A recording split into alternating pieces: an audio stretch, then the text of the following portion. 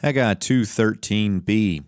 Vaya'anu hakohanim, vayomeru yitma. This second part of chapter 2, verse 13 translates today in full like this. And the priests answered, and they said, "It is unclean." This verse mirrors 2:12b. And again, the idea in this section is that the things that are holy, the meat from verse 12, cannot make other ceremonial items clean or holy. The priests know this, and Haggai is bringing it to their mind.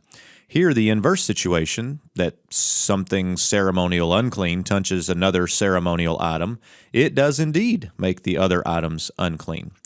The verbs here are the same as before, except the last one. The first is the call imperfect 3MP of the root ana, plus the vav consecutive.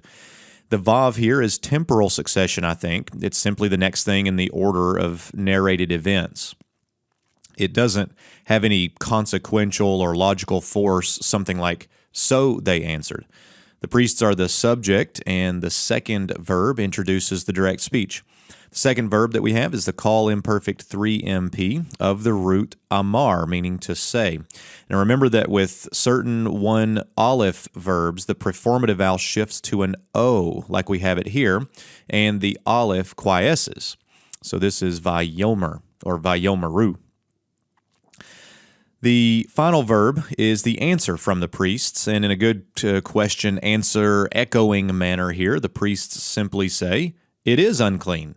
The verb here is the call imperfect 3ms of the root tama, or tame, meaning to be unclean.